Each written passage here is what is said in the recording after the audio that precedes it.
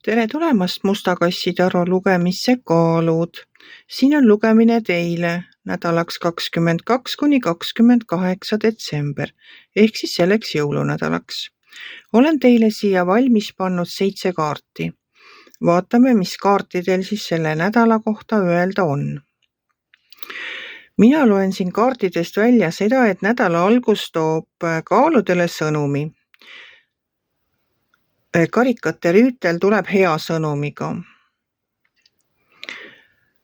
See on väga selline oodatud sõnum. Kaalud on midagi soovinud, kas on soovinud sõnumit mõnelt inimeselt, mõnda head kirja, võib-olla tuleb üldse keegi külla, keda kaalud on oodanud. No praegu on jõuluaeg, siis võivad ka sellised ootamatud külalised tulla. Igatahes siin nädala alguses on väga sellised positiivsed sõnumid, positiivsed uudised. Võib-olla te soovite mingit muutust oma ellu ja nüüd saate kinnitust, et jah, see tuleb. Aga mis ma siin näen, on mõõkasid palju ja mõõkadega seostub minul see, et mõõgad on minu jaoks võitlus, aga pigem sisemine võitlus, selline kahtlemine.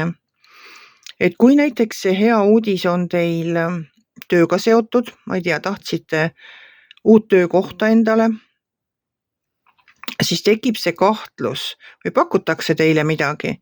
Pakutakse teile võimalust, et kuulge, järgmine aasta me kutsume teid, et tulge, ma ei tea, loengut pidama meile sinna kursustele või kooli või kuhu iganes.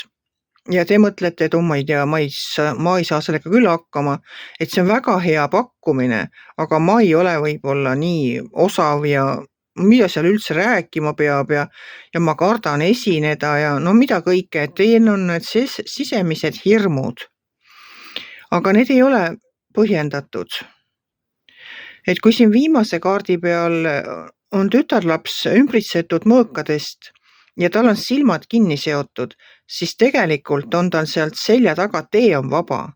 Et see ütlebki mulle seda, et kõik need teie sisemised heitlused ja mõte, et te pole väärt seda või te ei oska, ei saa hakkama, siis nendel ei ole alust. Kui teile pakutakse midagi, siis võtke see vastu ja ärge kahelge selles.